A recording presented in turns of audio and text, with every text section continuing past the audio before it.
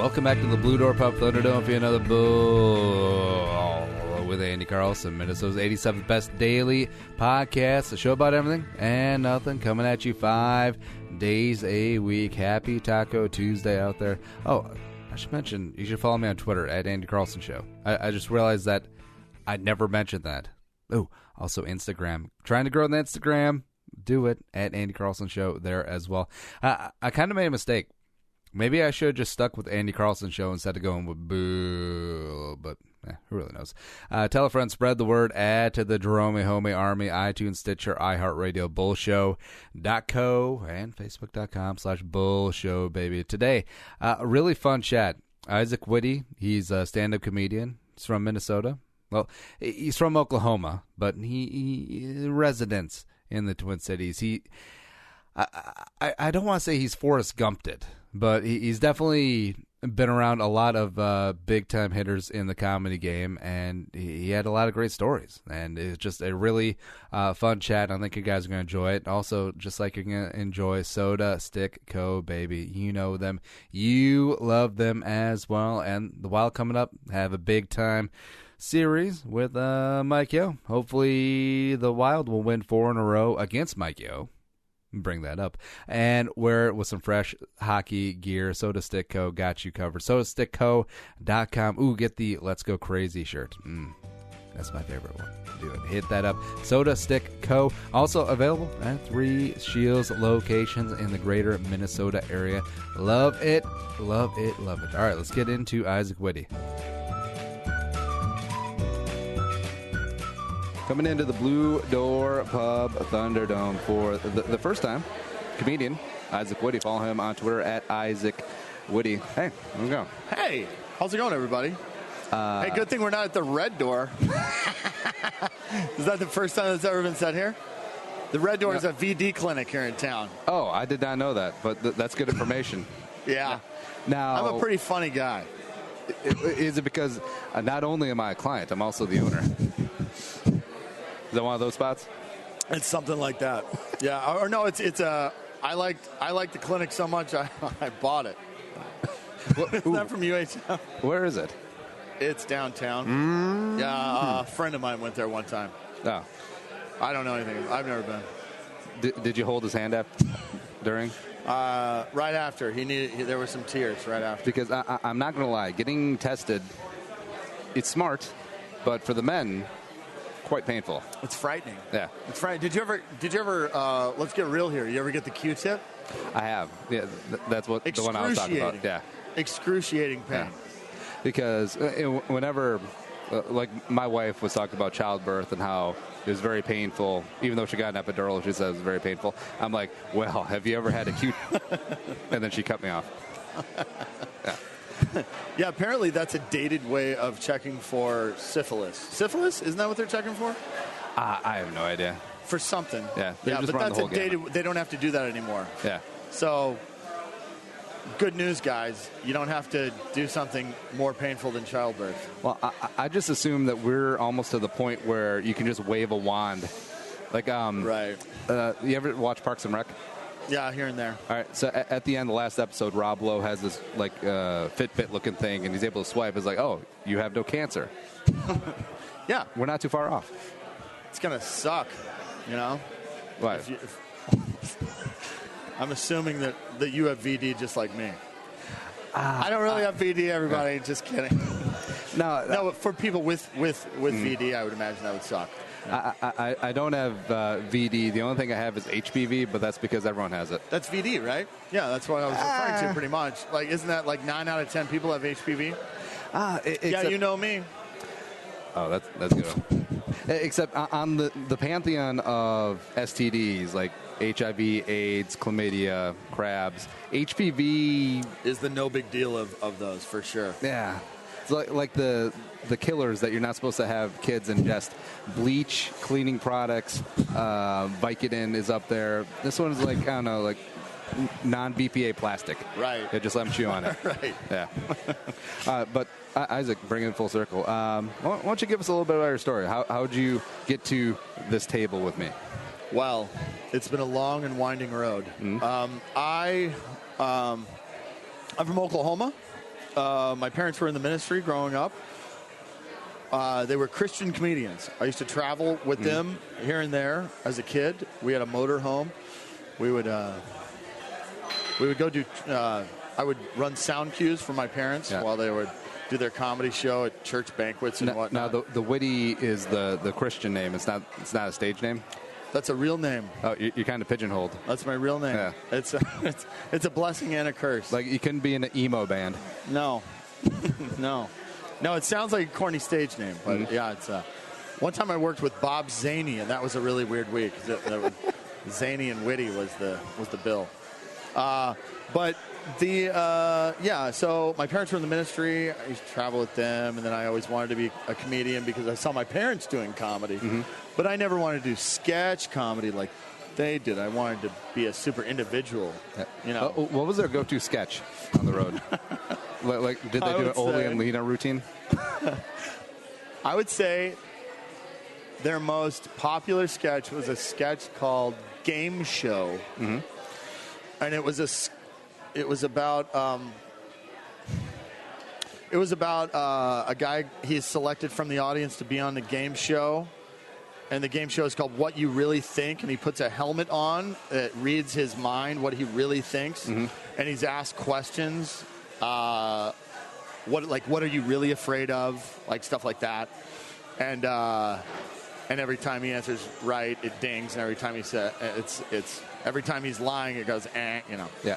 And it gets into some deep stuff, deep Christian stuff about I don't want to die, I don't want to go to hell, stuff like that. But all right, so I'm a Lutheran and. Like a part-time Lutheran, sure, like a AAA Lutheran, not going the big show yet. I see. But my understanding was like whatever you did on the deathbed, be like, I'm sorry, man. Oh yeah, it's all good. Yeah, it's all good. Sam Kinison. I talked to Carl LaBove one time. I saw it on TV. Carl LaBove, he said it in a documentary, and I got to hear him. He'll tell me personally live. He held Sam Kinison when he died. And Sam Kinison said, he goes, I'm not ready. I don't want to go. And then he looked up at the sky, and he goes, oh, okay. And then he died. He died in Carl LaBove's. And that's incredible when you hear stuff like that. Yeah. But yeah, there's also the you could be a horrible person your whole life, and if you say you're sorry on your deathbed, all good. Gosh, I forget where I heard this story, but it was explained to me that if they were debating if there was a heaven or not, or a heaven, hell or not. Yeah. And they're like, well, if you're a good person on earth, and if there is a heaven, you're rewarded. And if you're a bad person on earth, and if there's no heaven or hell, we end up in the same place. But if there is a hell, you end up in the bad place. Yeah. It's kind of a free roll. Oh, yeah. I mean, my whole childhood was it was completely filled with it's non-denominational Christian. Yep. You're familiar with that form of? Okay, so it's like tongue talking but not dancing type of stuff. It's hell. It's hell all the time. Like you don't want to go to hell. It's always fire and brimstone type of stuff. That's what I was born with. So it's like a step away from Westboro Baptist. Or maybe a few steps away from that. Like the Cupid Shuffle away? Yeah. We're not that. We were not any. I'm not going to say we're even close to that. But we were like them if they didn't go completely insane. Yeah. It was that same denomination. Yeah. Non-denominational. Is that just one, like, church? No. It is, right? Oh, yeah. Westboro Baptist? Yeah. That's one church. Yeah. Wow. Yeah. They're in Missouri, right? Westboro, Missouri? Missouri, Kansas, one of the two. They kind of blend in. My uncle lives in Kansas City, and when I was a kid, we go down and visit, and then it's like, oh, Missouri and Kansas is all the same. It's all flat and really hot in the summer. Yeah. It's even flatter in Oklahoma. Yeah. All right, so Christian comedy sketches with the parents. Right. Where'd you go from there? So then, I graduated from high school, and 18 to 20, that was like the most lost couple years I had my whole life. College? I went to college because that's what you do. Yeah. Like if anybody is listening and you're around that age, don't do the stupid thing of just going to college just for the sake of going to college. It's a big scam. It's what it is. So I went to Rogers University in Claremore, Oklahoma, and Tulsa Community College. And it was like, I hated it. I hated college. Rogers University sounds fake. It sounds like something it would be like, we're in the Van Wilder movie, and his college is playing, Rogers, our big rival over at Rogers. Will Rogers University, actually. Oh, wow. Will Rogers is from Claremore, Oklahoma. Oh, okay. So, I went there, and then I heard a comedy club. There was an article in the paper about a comedy club, the Tulsa Comedy Club, opening. And they're looking for house MCs. Hey. And, I'd never done it, but I really wanted to. And I went to the first open mic. And then I just kept going back. And eventually, this guy who was the booker for the club, he flew down from Minneapolis. And he selected me and 3 other guys to be the house MCs of the Tulsa Comedy Club. Yeah. Do you remember your bit? Do you remember? Yeah. Okay. What you like? Let me do. I'll do some of my golden first bits. I just went through a breakup. It was a mutual breakup. We both mutually agreed that she didn't want to be with me anymore. Huh? That was the first joke I ever wrote that got kind of laughs. Yeah. Kind of, barely. I did some. I was raised in church, so I did I remember doing a joke about Methuselah. Oh, God. That's a very niche audience joke. Oh, yeah, man. Yeah, it was Methuselah sure was old. He was 900 years old. When was that guy's midlife crisis? Although, nowadays, if you said Methuselah, they'd be like, yeah, I'm really excited about Methuselah Jenkins' prospects in the NFL draft. Probably a 4th rounder, maybe a 5th. Yeah. Right, yeah. Yeah, it was, he'd be running around chasing women half his age, like 250 years old. Oh, man.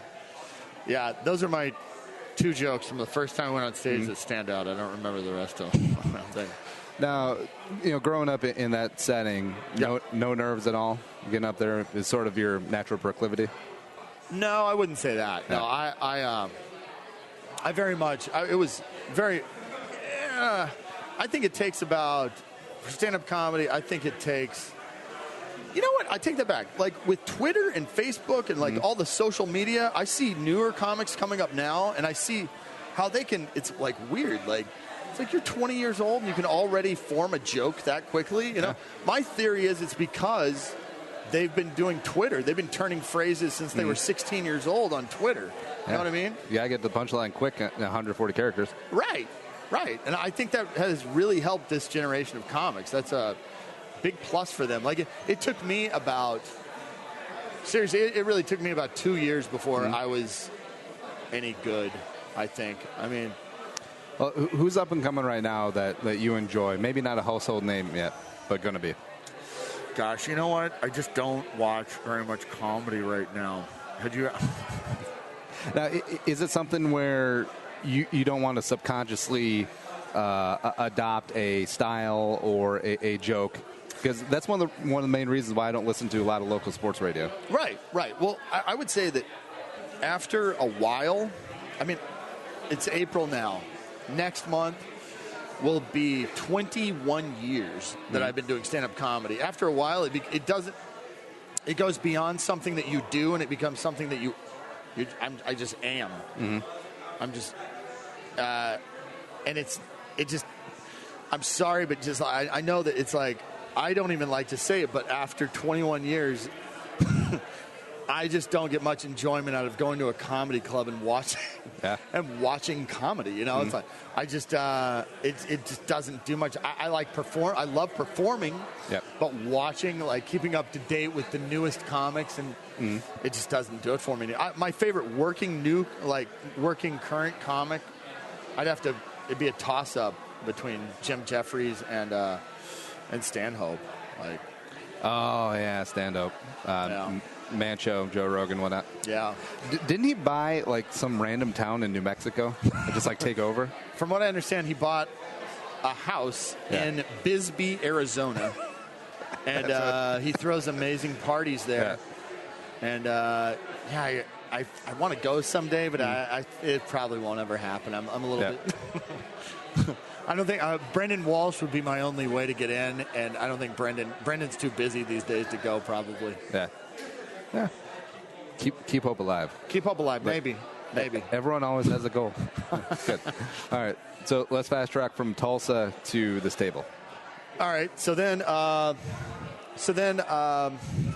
got the job there, and about 3 years later, I moved here. November of '99, I moved here because it was a great in-between place. So you just missed the '98 Viking. I did. Thank gosh. I missed. I do remember when I first arrived, like, everyone was so optimistic about the Vikings, and I didn't really know why because I didn't know anything about local sports at the time. But what a downer. But yeah, I showed up in '99, and it was great. Like, I went from being able to go on stage one time a week and getting 1 week a month to being able to go up on stage anytime I wanted. And because this comedy scene here was really good back then. Yeah, well, what were the clubs back then they frequented? Knuckleheads was in the Mall of America. And Knuckleheads was a great... There might never be another club like Knuckleheads, in that if you were a local comic back then in the early 2000s and you had no money and you wanted something to do that night, you could go to Knuckleheads and drink for free. What? Yeah. And you didn't even have to be like an established comic either. It was owned by Jillian's, which is a big corporate conglomerate. Yeah. So nobody ever looked at the paperwork. Yeah. Like, they would just serve us free drinks even if we weren't working, even if you were just an open micer. It was we totally did not know what we had at the time. Wow. What were the crowds like? Not very good. Mall crowds. Yeah. Mall crowds. It's like, I can come in here and sit down for an hour and a half. Like those type of people. But Knuckleheads, Minnesota Comedy Club in Maplewood. Acme, of course, was around. Yep. There were a bunch of open... There used to be, like, a bunch of one-nighters, like Eau Claire. A bunch of places around, but small ones, you know. Yep. But then I went on the road full time about 2003, 4. Lived on the road for about 4 or 5 years. Did the David Letterman show in 2004. Was that before or after it came out he was banging his assistant? Man, banging his assistant. Did he marry his assistant? No, I think he still stayed with his wife. Okay. I think she still stayed with him. Are you a Letterman fan? Were you? Yeah, I like Letterman. Do you remember in the early 2000s when he had shingles? No, he had shingles once, but then there was another time soon thereafter when he did not host Friday nights. He always had a guest host on Friday nights. I do not. That was when I was on, 2004. Oh, so you got the guest host? Yes. It's still the David Letterman show, though. Still Letterman, even though it's a guest host, and it's on Friday when everyone's out anyways. Still the David Letterman show. That's right. That's predominantly when they always had comics anyway. Yep. So, yeah. Do you remember your closer from the show? Yeah, I did my clown joke.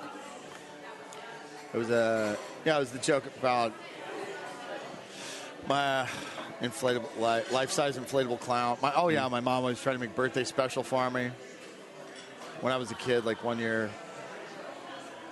to surprise me, she put a life-size inflatable clown in my room. You know. Yeah. And it involves that. It's a long bit. Anyway, I close with that.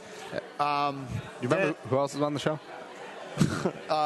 That year it was someone from the New Jersey Red Devils. Is that the hockey team? Jersey Devils. Yeah, they won the whole thing that year. Was it Martin Brodeur? I think so. Hey, yeah. I think I was on with him. But that's a pull.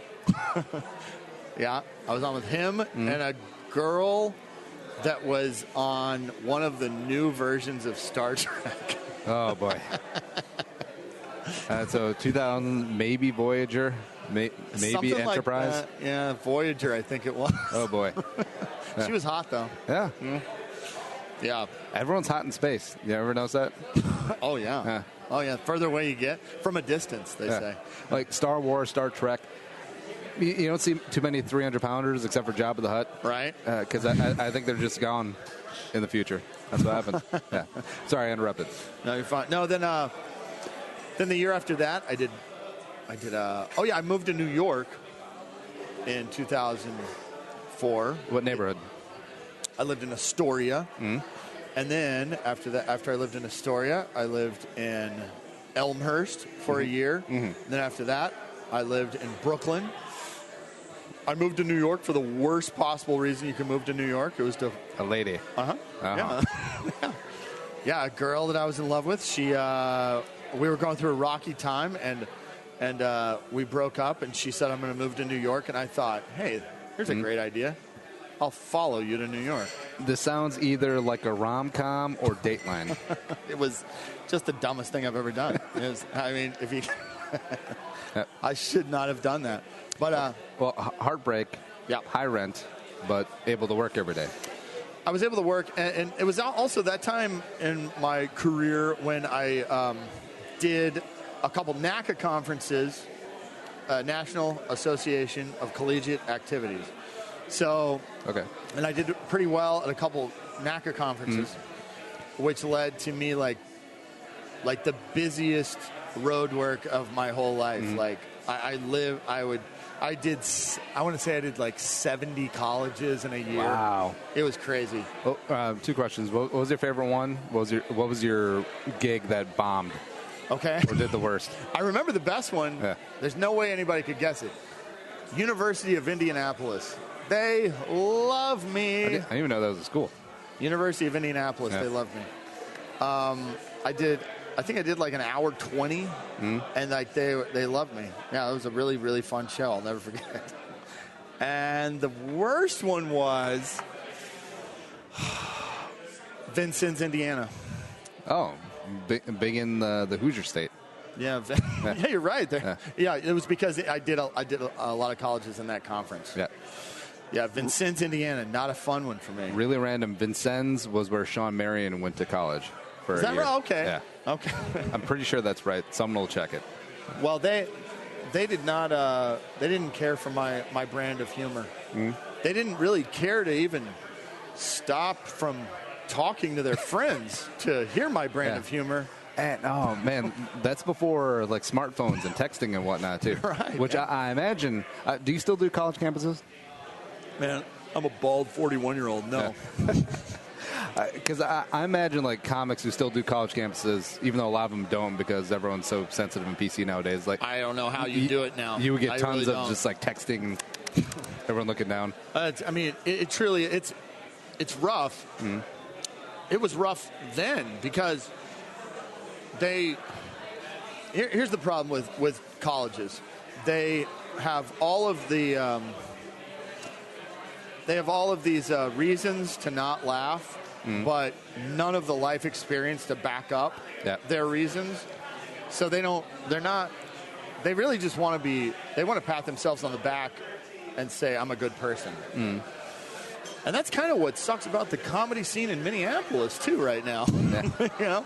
Well, we do see ourselves as a little bit more progressive, a little bit more left-leaning, and like the whole... Which I think is great. It is great. That is great. But as soon as you start this whole, like, shut it down mentality of, like, wow, you won't not only... Will you not accept someone else's point of view? You won't even hear it. Yeah. That is truly wrong. I mean, there's no way around it. I mean, no budging on that at all. And that's what college kids are now. They were a little bit like that when I was doing colleges 10 years ago, but not anywhere near what they are now. And even though I'm a smidge younger, I'm still on the edge of millennials, I guess. How old are you? 31. Okay. Yeah. You're like the oldest millennial, right? Yeah. I know that, like, Asian men, it's tough to tell. They say that black don't crack, Asian don't age. Yeah, all right. Yeah, and like I sort of understand where they're coming from. Like they want to, because like disagreeing or correcting or having like a spirited debate where you're both knowledgeable and respect each other's point of view. Yeah. is cerebral. It's smart. Yeah, and they want that feeling. They want that serotonin in their brain. Except they don't have the knowledge to back it up. They don't want to work to find out the stuff to be able to talk about. Yeah. So it's kind of like when you plug your ears and go like la la la la la. Yeah. They'll just call things racist, sexist, bigot, homophobe, and then like declare victory. And Don't then go forget away. xenophobe. Oh yeah, that. I was talking to this one girl in the improv community here locally, and she said that she was chastised by the improv community because in between improv sets, she would say, "Are you guys having fun? Are you guys having fun?" And there really were. There were more than one person came up and said, like, "Why do you have to make gender a part of it?" Like, are you serious? Yeah. Like, I don't even mean guys, like guys. I mean, just like, are you people having fun? Like, it sounds weird to say, "Are you people having fun?" Yeah, yeah. It's then it would be, "Oh, what do you mean, you people?" Yeah. And that's the thing with social media. I feel like every day is the Alamo. Like there's always like today it was the United passenger getting dragged out, and where. You know, I kind of commiserate with the guy, but also on the 17th time you're told, please get out of your seat. Just get out of your seat, you know? Yeah. The thing I've been talking about on stage lately is that I'm not doing the joke. I'm just going to tell you the point of view. Yeah. Like with the way that things have gone lately, it's like I have become. Well, the one-liner I do is like, at first when I heard about Trump and I heard what he said, all the stuff he said during the campaign, I thought he was an idiot, you know, like everybody else did. But then I noticed how much the millennials hate him, and I thought, wait a minute, I kind of like this guy, you know. And I'm completely guilty of that. I like Trump because fuck you guys. That's why. And I don't need a better reason because you guys are assholes. You guys have been really rude. Yeah. And that's why I like Trump. And do I really like him truly deep down in my heart? Probably not. But, you know, that's where I stand right now. Yeah. I know it's not smart. I didn't vote for Trump. I didn't vote for Hillary. But me neither. I did take a little... perverse pleasure in watching Trump win and then watching everyone melt down. Oh, it's wonderful. Yeah. It was wonderful. Like the people, someone, my favorite Facebook post was day after Trump won. The day that Trump won, he goes, I woke up this morning and for the first time ever, I don't feel creative. Good. Yeah. That's what I thought. Yeah. Like I just can't believe the over emotional mentality. Well, it's sort of the everyone gets a trophy. Yeah. No tag, no dodgeball, no. Yeah. Definitely decreasing of bullying, but bullying's bad. But you know what I'm saying. But like. All the kids growing up are coming of age in a world where they had no resistance. They had no gravity. They didn't get spanked, that's for sure. Yeah. Did you get spanked? Oh, yeah. You did? Okay. Yeah. Not like Adrian Peterson spanking. No. Yeah. You didn't have lacerations on your testicles then? No. Like, there's never any props. Yeah. Yeah, okay. So let me ask this. Like, is that predominantly Asian-wise? Do Asian families, is that do they spank typically? I was adopted. I was raised Norwegian German. That doesn't really have anything to do with my question. Yeah. Do Asian people spank? No. Well, usually perversely for pleasure, the Japanese businessmen, it's very well regarded. Oh, I've seen those videos. Yeah. But I think I'm a pretty well-adjusted, pretty respecting of authority because it wasn't so much that my dad beat the hell out of me for small reasons. It was always the threat. Yeah. Yeah. Yeah. Where you see kids and young parents out in public now, it's like, I told you not to do that. Please don't do that. Don't do that. Don't stop doing that. Whereas they don't care. You know, even when I was like, 5 or 6, my dad would just give me the look, and he knew it was on. It's like, hey, if you don't shape up, you just wait till we get home. Yeah. I think my parents did a really good job of when they would when I get swats, and I only got swats, I would never refer to anything that they did to me as a beating or anything. Like, it was just swats, you know. Yeah. You were never like Adrian Peterson, go get a whole birch tree and just like no. take a swing. I never had to go get a switch or anything. Yeah. But they did a very good job of conveying the idea that you brought this upon yourself. Like, your mistakes did this to you. Oh, did they use this hurts me a lot more than it hurts you? In other words, they weren't that cliche. Yeah. And, you know, this entire conversation, though, I'm sure I'll get a tweet or an email. It's like I said, child abuse is something not to be made fun of. Where it's like, all right, so you could literally pick apart every single thing and be like, I have a cousin who has vertigo lupus. How dare you? There is a victim in nearly every joke. Yeah. Nearly every joke, there's a victim. And you know what? 90% of my jokes, I'm the victim. I am. Yeah. And did you see the new Dave Chappelle special? Yeah. Wasn't that refreshing just to see a guy like just be himself and not care about the political climate? Absolutely. I thought it was so refreshing. Yeah. I mean, and you could even tell, like, there were points I only saw the first special. I want to watch the second one, but you could feel it in that there were times in that special where the crowd's not with him, but he did not care. And that's great. Yeah. It was so refreshing. And that's the great thing, too, is that Chappelle's stand-up hasn't really...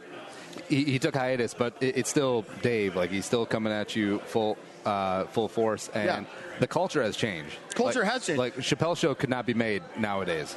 No. Yeah. No, I don't think so. There was an article. I think over the last month I've gotten way better about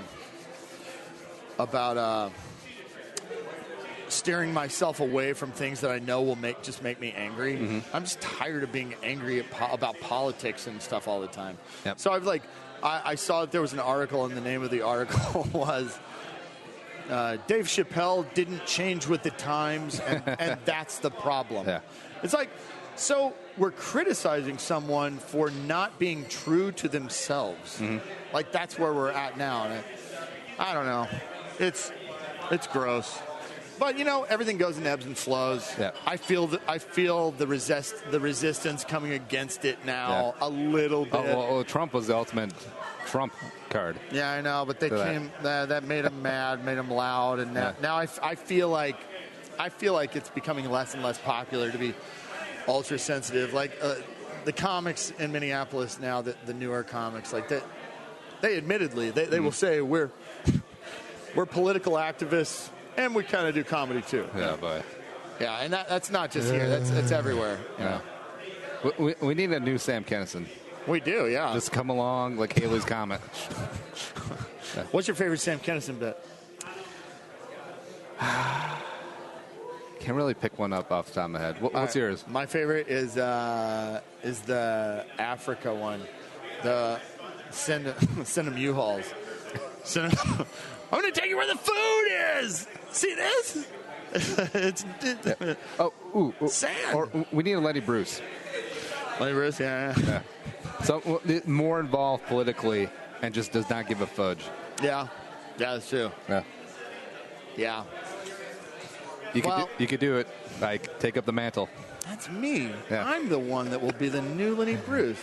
I proclaim right now I'm the new Lenny Bruce. I'm already that. Oh. Yeah. So it's done. There you go. Now, you're a predominantly clean comic, right? Predominantly. I'm a little dark, but I'm clean. I do that as a gift to my parents so I don't make my mom cry. Does she watch a lot of your stuff? Yeah, she does. Does she give you notes? My dad gives me notes every once in a while. not my mom, really. No. What are his usual critiques? I remember one time my dad telling me something about, like, maybe I should do a bit where I put on different hats. He told me that one time. I put on this hat, do a character. No, you're going to be Carrot Top. It's a slippery slope, my friend. Put on a different hat, do a different character. Nothing specific. You know what's interesting to me is that because my parents were performers, it's interesting for me, like, when my parents watch me do comedy, they get so nervous for me. so Really? nervous. Huh. It's weird because you would think that being that they were performers, they would remember how they didn't get nervous. Yep. But I'm their kid up there, so they really don't want me to fail. So. Oh, that's pretty sweet. It's nice of them. Yeah. No. Yeah, it's a apparently thing to feel. Now you got some dates coming up. I'm gonna be at Acme. See, when is this coming out? Tomorrow. Tomorrow. Okay. So the last Tuesday and Wednesday of April, I'll be at Acme. Mm-hmm. And then I'm going to be part of the Todd Glass is going to be there. Oh, cool! It's going to be really fun. It's going to the Royal. It's the new comedy club in Hopkins. Mm-hmm. Royal something. Shoot, I'm sorry. Sorry, Michael Edlovich. I can't remember that. He owns the place. That room. If you haven't been to the comedy club in Hopkins, it's great. It's a very small room, and if that sounds bad to you, that's because you don't know what you're talking about. Like, comedy's great. It's real. It's even better in a tiny, tiny room. Royal Comedy Theater. Royal Comedy. Yeah. Royal Comedy Theater. Yes, Todd Glass will be there. I'm going to be in that comedy it's a mini festival. Mm-hmm. I'm going to be doing a set. Like, I think Mary Mack's going to be there. I think cool. It's going to be great. Yeah, it's going to be really fun. Now, how much of your current act is political? Very little. Yeah. Very little. Yeah. I feel like that's almost the way to go. Yeah. Because you're going to lose half the room either direction you go. You know what? That's the direction what I want to do. I remember seeing an interview with Steve Martin years ago, and he said something like, he said in the 60s when he started, late 60s, he said all comics were super political. Mm-hmm. And they were all talking about, like, isn't Nixon a jerk, man? You know, like, and he saw the way everyone else was, and he said, you know what? I'm going to do the opposite. Mm-hmm. I'm going to just be silly, and I'm not going to be anything like them, and it worked. And I feel like today that's kind of what's going on now. Like, everybody wants to talk about, like, how sexist society is, man, and how, you know, that one thing somebody said, I thought it was racist if you really think about it, man. I mean, like, that's what everybody wants to do now. They were trying to turn the United situation to a racist incident because apparently the doctor is of color. I think he's like Asianish. Wait, tell me the story. I don't know what you're talking. So United overbooked a flight, which, you know, they all do all the time. Okay. And United had 4. It's from Chicago to Louisville. I actually have a United ticket because I couldn't get on a plane recently. Hey, yeah, there you go. It was nice. For some reason, everyone wanted to be in Louisville. I don't know why everyone wants to be in Northern Kentucky. It's pronounced Louisville. That close stuff. Yeah, whatever. His mama call him Clay. I'm going to call him Clay. So 4 United employees had to be on the flight so they could be in Louisville in the morning. And they asked 4 passengers to step aside, have vouchers and whatnot. None of them picked. And apparently there's like a random number generator that just picks them if no one volunteers. And one of the guys is like, no, I'm not going because I'm a doctor. I need to see patients in Louisville the next day. And then after 17 warnings, like 3 security guys just like picked him up. And then he did the the toddler boneless thing. He's like, I'm not going. I'm not going. So they dragged him by his aunt. And everyone's freaking out over this, but I think it's like, whatever. He's a grown man getting dragged out because he didn't do what he's told to do. No. But the worst part about the video is the commentary of like the suburban lady clutching her pearls. Like, oh my God, what is happening? No. And I actually had to get off Twitter a little bit today because everyone's like, this is the new police state. I'm like, what does this even have to do with the government? This is a private company effing up. Oh, that's because Trump is president now, and it's popular to say that all the time. All the time. Trump was getting blamed for the coral reef. Yeah. It's like, what does he have to do with a bunch of plants in Australia? You know what's hilarious? The same people that are blaming Trump for every little thing are the same people that were like, oh, yeah, thanks, Obama. That's what everyone's like. Thanks, Obama. It must be Obama's fault, right? Yeah. Same people. Thank you. This is the brand new Trump podcast coming soon on Podcast One. I'm good. Oh, wait, no, I'll have another of these. I'm good for now, thank you.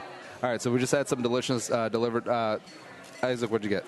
I got a chicken mixed green salad because I'm on a diet right now. The chicken mixed green salad. It's really, it looks good. Pub. Yeah, I got the breakfast blue. It's going to be a good time. And hey, for another good time, we got one more Friday left in Lent. Get your ass down here. Fish fry every single Friday. Well, the last Friday. $12 all you can eat cod, $14 Indeed pitchers, and get in the drawing. Get them both. Do it up at the Longfellow and University of Como location. TheBDP.com. Right back with more Isaac Witty.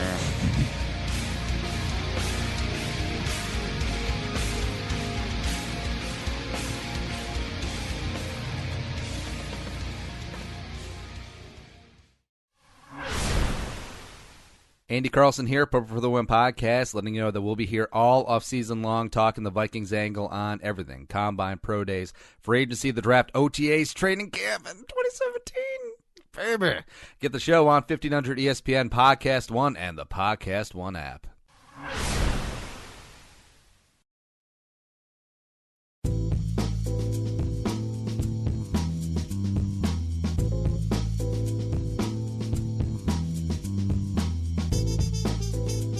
And come back into the Blue Door Pub Thunderdome, man. Hey, second half brought to you by Amazon. Bullshow.com/Amazon. Take you right to the homepage and bookmark it. Every time you buy something, we'll get a couple nickels in our pocket. Isaac, what's the last thing you bought on Amazon? You know what? It's because my sister has an Amazon account. I bought a kitty tower for my cat. Oh, so like a kitty, like a kitten tower, not like a kitty tower, like a tree, children. like something that he can climb up on. Yeah. Actually, I should say I want to get an Amazon account, but it's the only thing I've ever bought from Amazon, and I recently did that. Oh, well, there you go. Just like Isaac through his sister's account, bullshow.com/Amazon. Use our link. It'll be good times. Yeah. Coming back with comedian Isaac Witty, local legend. Let's go ahead and say yes. Sure. Let's go ahead and say yes. Because you've worked with Garrison Keillor before, right? Yeah. What was that like? Because he's like, he was a little bit before my time, but you can still feel the reverb. So here's what happened. Like what? Like Wabagon. I was headlining at Acme. Probably one of the first times I ever headlined Acme, and this would have been, oh boy, I did Garrison Keillor's show before I did Letterman, so this would have been like 2003. Yep. I was at Acme, and I got an email from someone from the Garrison Keillor show, and she said, "We'd like to have you on the show." I was at your show at Acme, and so I was excited because I've always been a fan of Garrison Keillor and the show, and so I got in touch with this girl, and then we talked about it. We formed a set, and then she said, and Garrison would like to talk to you too. And I was like, all right. I remember I was sitting at what's that bar at Lake Street? That real kitschy bar restaurant, Barbette.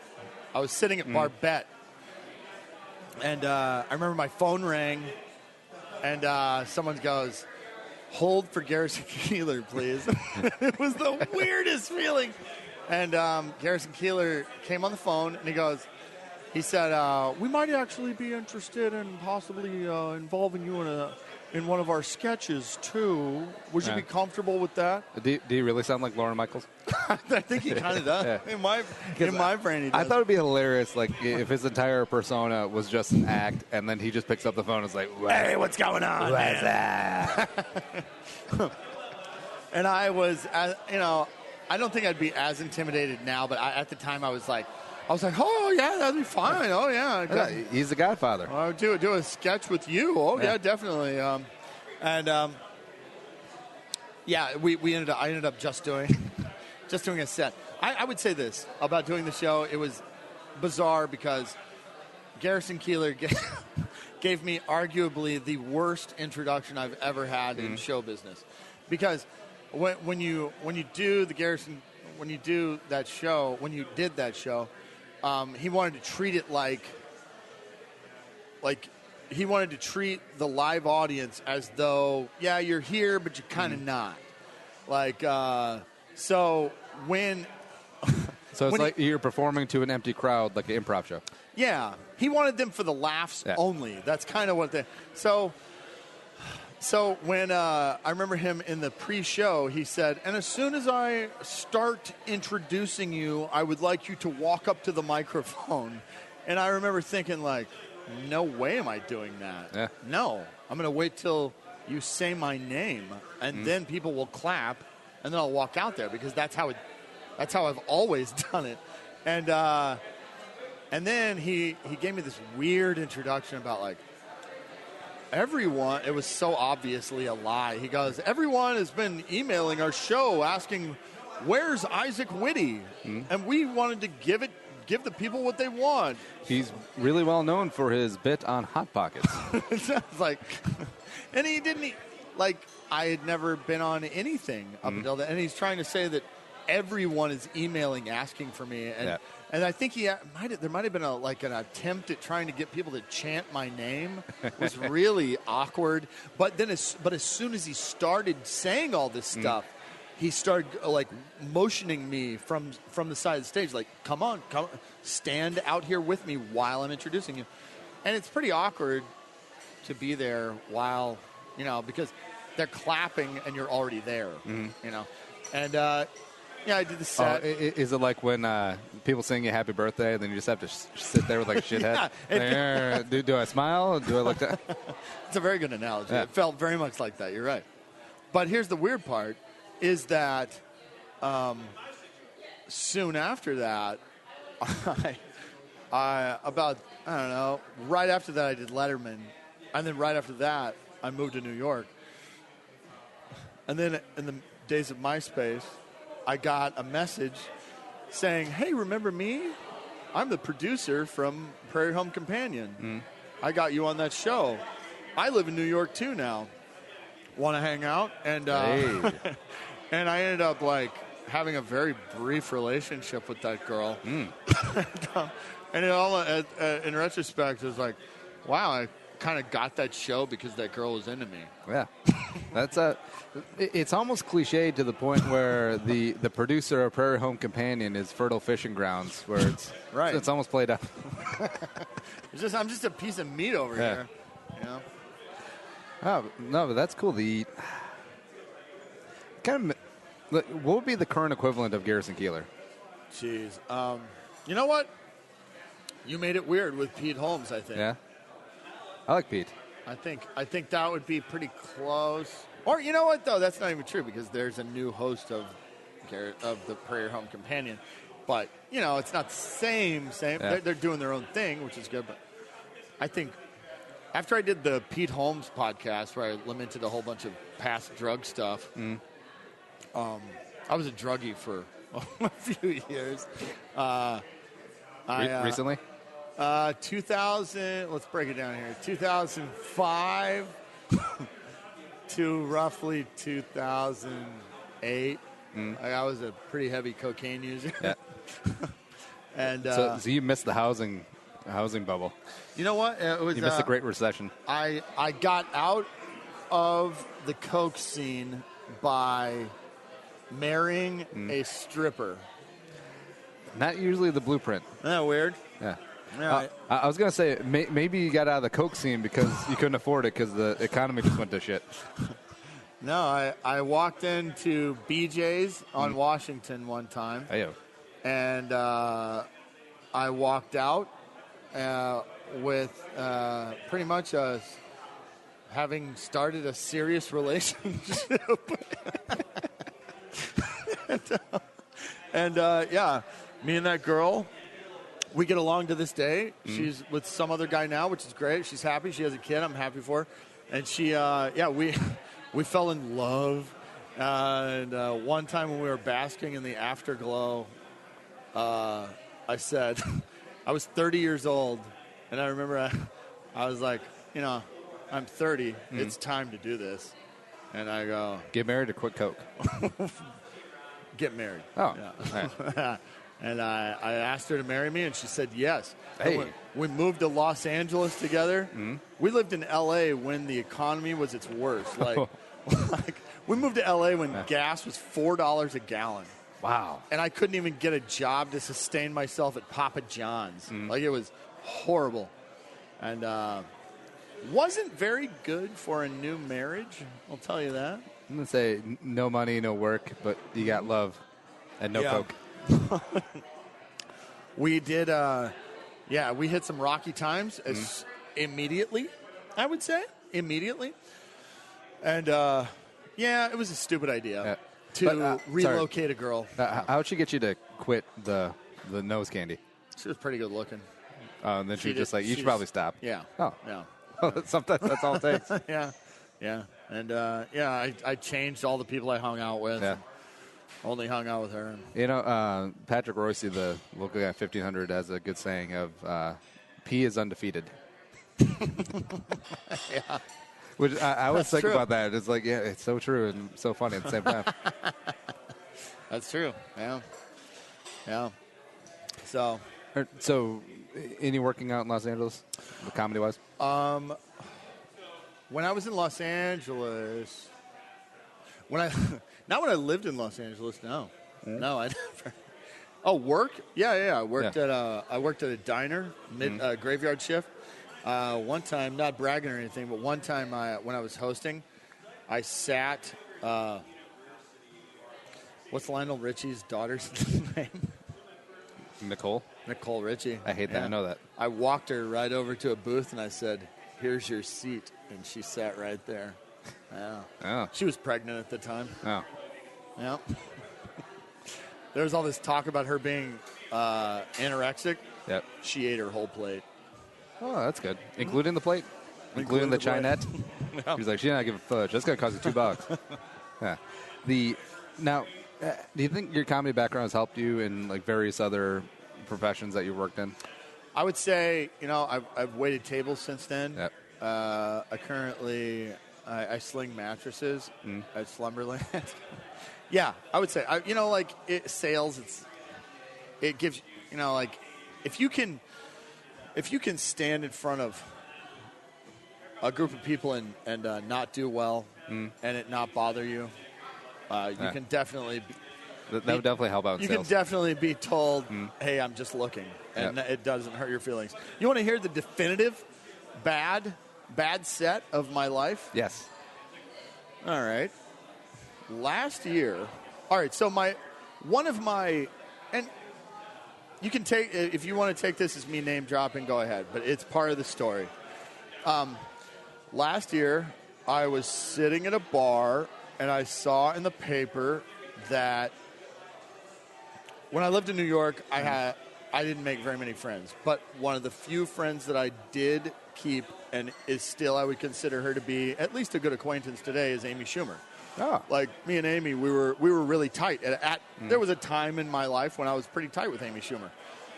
So I was sitting at this bar, and I look at the paper, and I see Amy's coming to town at the Target Center. I texted her, and I go, hey, I'd love to come back and say hi to you when you come in, when you're in town. New phone, who dis?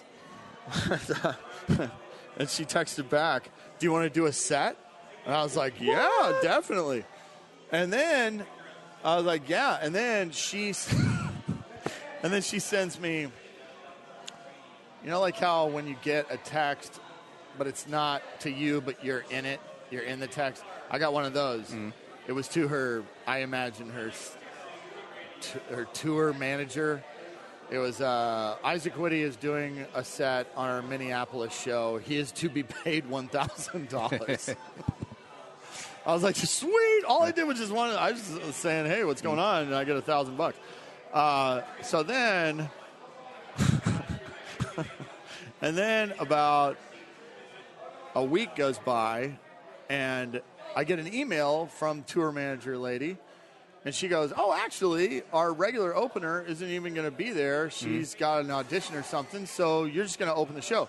Oh. Sweet. There you go. Nice. Yeah. So I'm opening for Amy at Target Center. That morning, all right, so, it's one thing to do television. I'm sure, anybody who's played a room like this, they would laugh at me. I've played the State Theater in front of 3,000 people.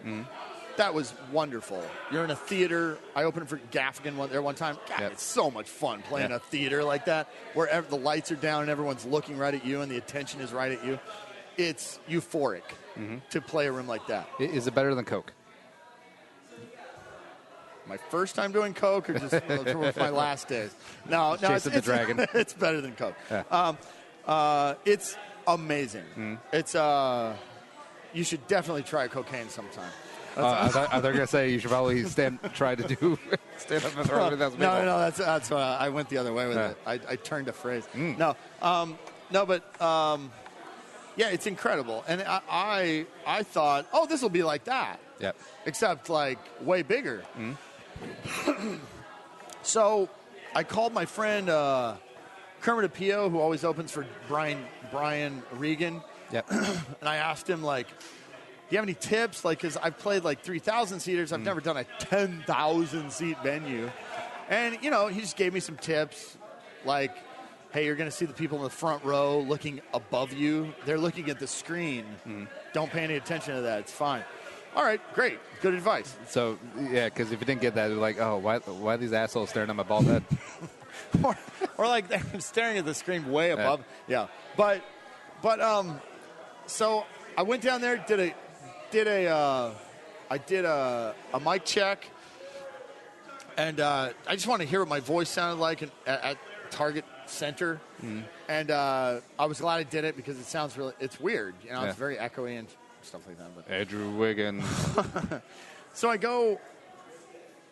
get there, and Amy's cool. We hit the ground running. Like, we hadn't seen each other for about 3 years, but Amy's just such a cool girl.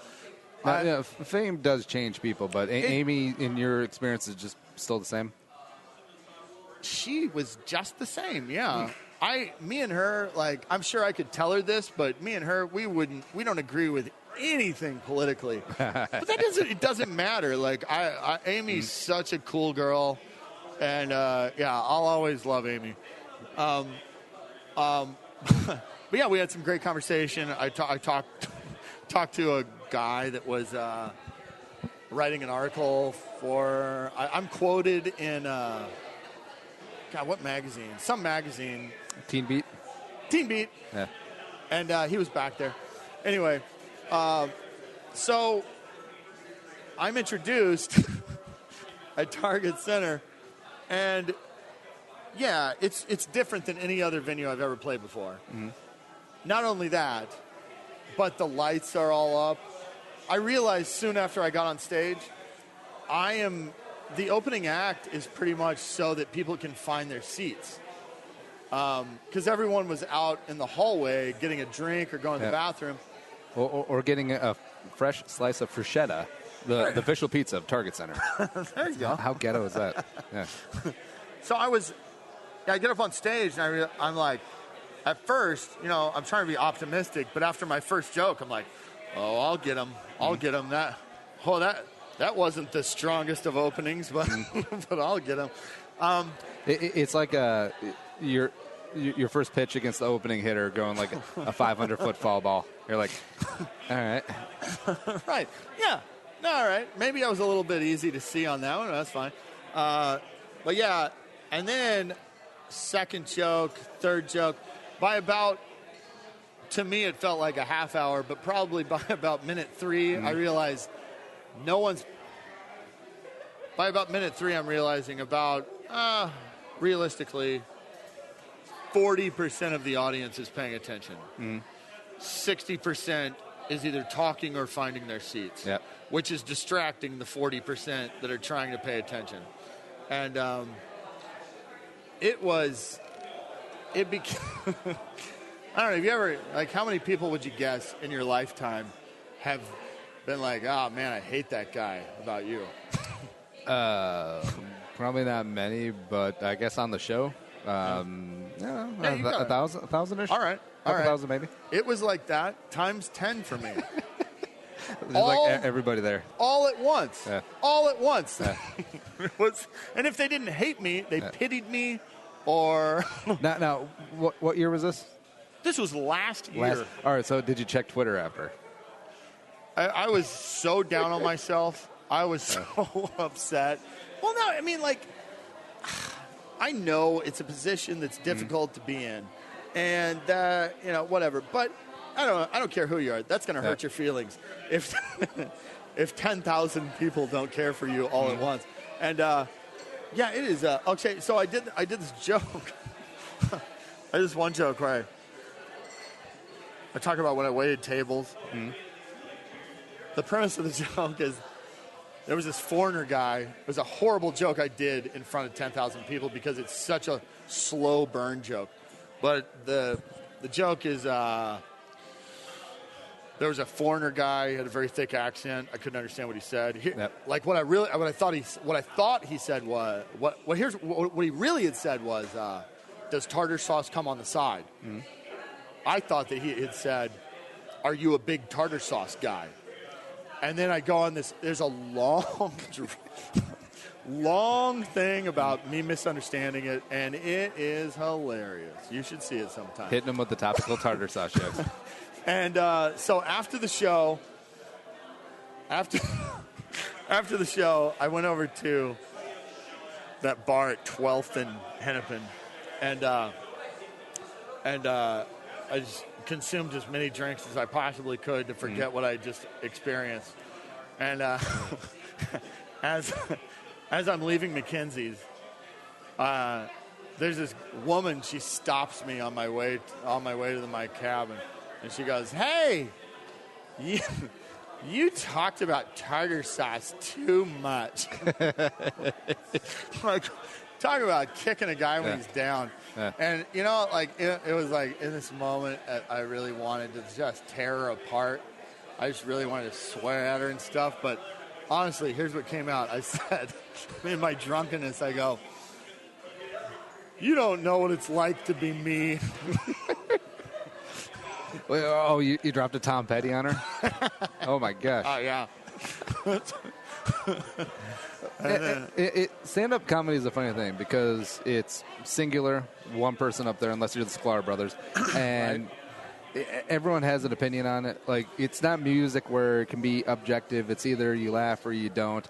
But every single one of those jabronis, probably 999,000 out of those, 9,999 of those 10,000 jabronis couldn't do what you were doing. Right. Like, they would get up there, they would wet themselves, or they'd stutter and then drop a Baba Booey, then leave. Oh, man. Like, the most common thing that horrible people say about a comedian that's not doing well is, "I could do that." And it's not true 100% of the time. Yeah. I'll say 99.99% of the time, it's not true. Or maybe it's really cerebral, like a Machiavellian insult where it's like, "I could do that." Where it's like, "Oh, shit.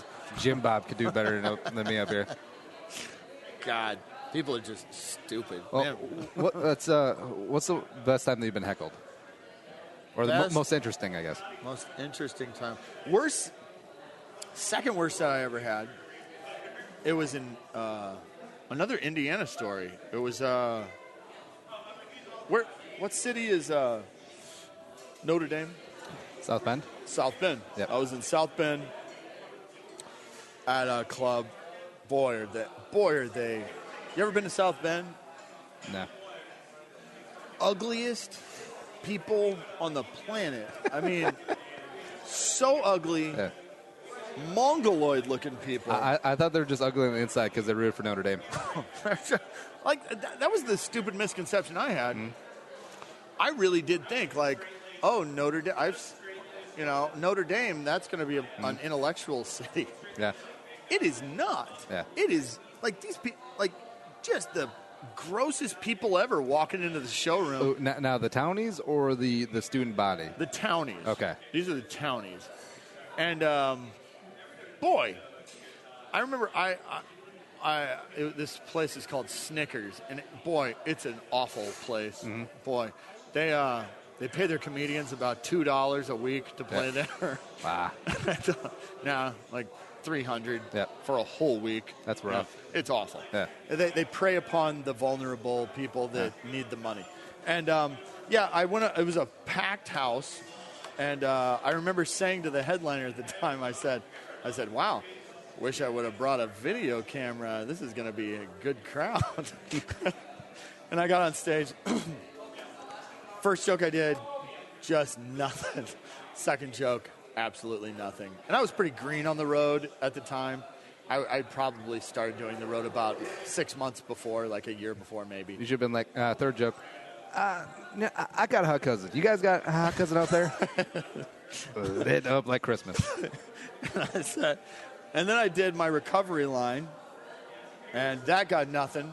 And then they broke into conversation. Yeah. The entire room broke into it feels horrible when people don't laugh. It feels horrible in a completely different way when it's like you're standing up there on stage in front of 300 people and you feel invisible because no one's looking at you. You know? Yeah. And then I go, and in my naivete, I said, I go, hey, if you guys are going to treat me like this, oh yeah, no, that's when I felt halfway through my set, I felt something hit my chest. I hit my chest. Is it tomato? It was, and then I heard ting-a-ling-a-ling-a-ling, and someone had thrown a quarter at me, and that's when I said, I go, thinking it was a threat, I go, hey, if you guys are going to treat me like this, I'm leaving. And that's when they erupted into applause. And so I walked off stage. I was supposed to do 30 minutes. I think I did 4. It went bad, and it went bad fast. So besides that quarter, how much did you get paid? I got paid $300.25. Hey. Counting the quarter. I counted the quarter. That's not bad. That's like $6,000 an hour and change. There were 6 other shows. Isaac, we've been going for an hour, but I got a couple more things for you. I'd be remiss if I didn't ask you about Minnesota's favorite son, Mitch Hedberg. Yep.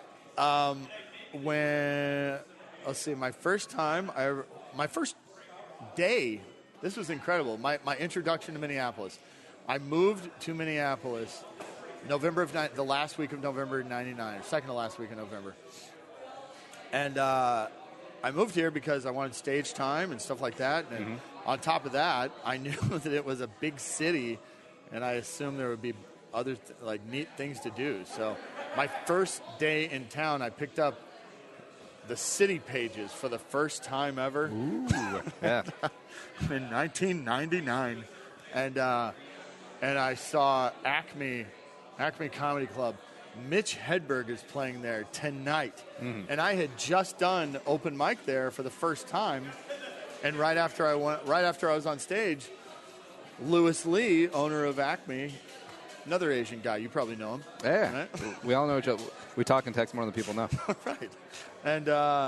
And he had offered me a week there. My first week was with the Sklar brothers, actually. Oh. Everything comes full circle. And so I was like, wow, I think it's probably I called, it was sold out, but it didn't matter because, hey, I'm in with Acme. And so I got to go watch Mitch Hedberg perform for my first time to see him perform.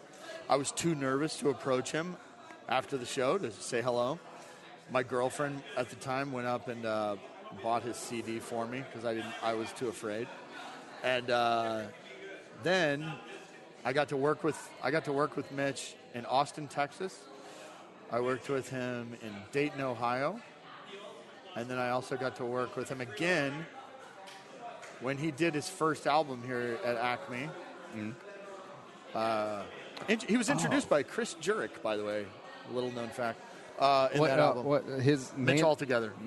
Wow, that was recorded right here in Acme? I did not know that. And that very week, when he recorded Mitch Altogether, he let me do 4.5-minute guest sets because I was trying to get a set for Letterman. Because I had just worked with Eddie Brill, and Eddie Brill asked me for a tape. And so Mitch Hedberg's a little bit the reason why I got Letterman. And so I'm proud to say I got to work with him 3 times, and I was a good acquaintance of his. Yep. Man, I'm so happy I got to encounter him because he was such a unique individual. What a tragedy he's gone because I just loved him so much. Yeah. And also, his comedy, if he was still alive today, would age well because it was very apolitical. Absolutely. It was just straight up funny. He'd be playing arenas today if he would have. Yeah. It's a shame. I was hanging out with him a week and a half before he died. And I just moved to New York, and I saw Hedberg was playing Caroline's, and I thought, you know what? I'm going to go. I didn't have anything else to do. I just moved to town, so I'm going to go just say hi. So I sat at the bar at Caroline's in New York, and I waited for him to show up. And as I'm sitting there at the bar, I was like, you know what? I'm not even good friends with this guy. I'm just going to be annoying. I shouldn't be here. Like he might not even remember me. He works every week with different people. But then he came down the stairs, and immediately he's like, Isaac, like so nice, so inviting. Told me like, what a great guy. Tragedy. What was his personality like off stage? Similar? Pretty much the same, man. Yeah. Pretty much the same. Like I remember I had paid for his drinks because he didn't have any cash or something like that. And then later on, right before I left, the last time I hung out with him, he wanted to walk out with me, leave his hotel room with me so he could get some money for me at an ATM machine.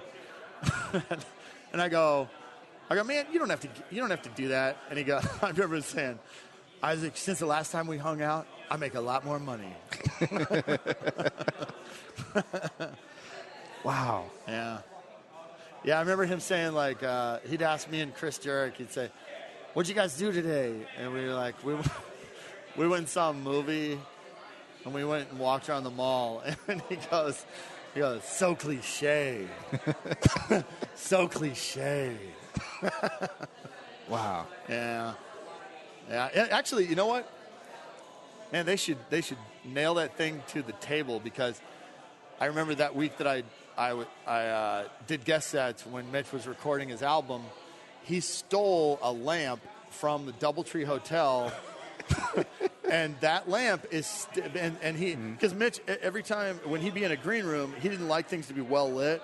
He liked very dark lighting everywhere he went, and that lamp is still there. That Doubletree Hotel lamp is still in the Acme green room. Wow. Isn't that cool?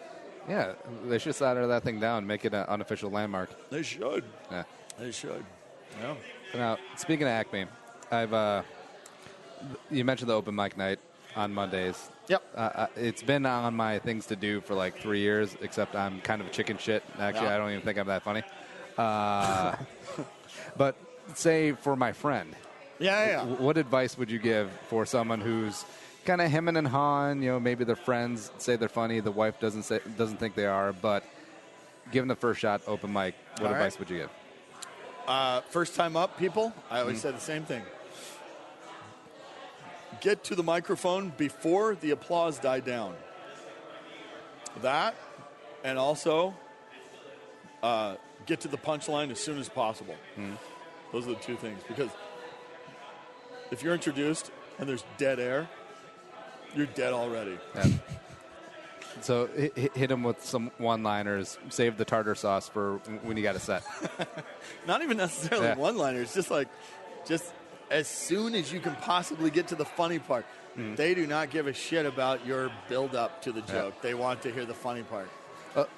Would you almost recommend get one out there right away, almost like a sucker punch? Yeah. If you're starting a street fight. I would suggest that. Yeah. Instead of going up to guys like, hey man, like 45 seconds, I'm a beat your ass.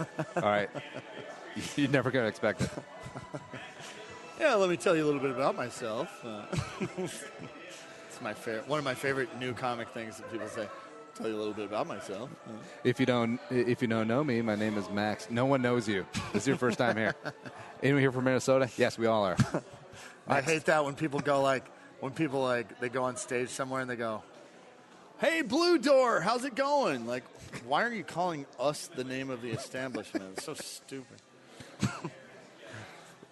Or, hello, fellow comics, because that's the only people in the audience. That and girlfriends. Not at Acme, but at most open mics, yeah. All right, Ike, what's coming up from you? Well, I'll be at the Oh, besides the Acme shows, like, what's the macro view like of what's next? Oh, what's the next thing for me? I want to, in the next year, I want to record another album. I need 10, 15 more minutes. 10, 15 more minutes. I want to record a new album.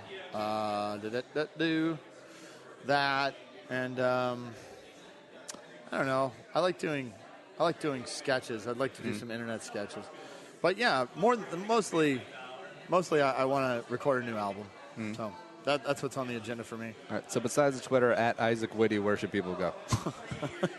It's funny, just there, because I quit Facebook because I got so tired of getting angry at people, like everyone.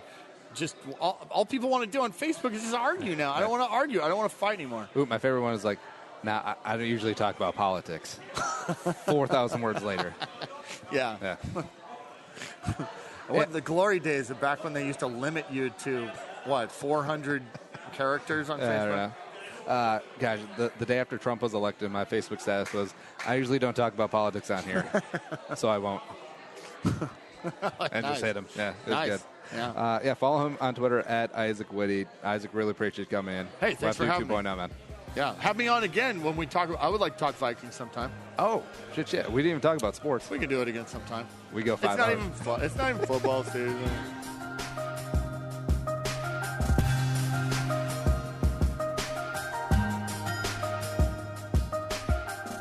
I think we should have Isaac on next time just to tell Hedberg stuff. I mean, that's good. Isaac, he's fantastic. Just, it's very interesting. That really appeals to me. Not really appeals. It interests me, the lifestyle of the stand-up comedian. It's a lot like you're a rock band, except it's all encompassed in one person. And that always intrigued me about life on the road and Isaac going on the road. I wish I could have picked his brain a little bit more about that. Well, I should have. And how just going on the road, a different town every night, different hotel, and you're making X amount of dollars. And if you're a big name headliner, if you're a Chris Rock, you're making bank on all those venues because A, it's arenas, B, they're always sold out. Maybe you're doing multiple shows, and also you don't have to split it up 4 ways. Like, you don't have to give 25% of the check to Ringo. Yeah, that ain't happening. Yeah. But we'll definitely have him back on as well. And jeez Louise, where's time gone? Tomorrow, Uncle Nick will be back in studio. We'll play How Old They Be Heist Edition. I'm excited. Too bad Gene Hackman's not on there. Or wait, is he? Doesn't really matter. And then Thursday, we got Alex B. Smith, noted sports handicapper, in the house. I'm going to ask him about degeneracy and why I'm so bad at it. Yeah.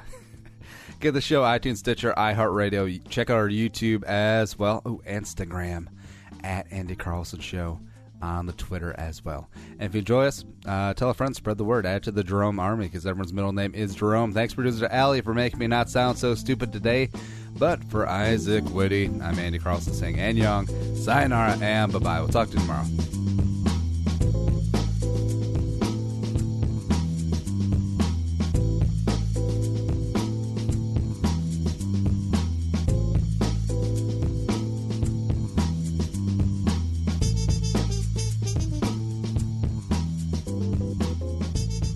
Thanks for listening to Bull with Andy Carlson, Minnesota's 87th best daily podcast.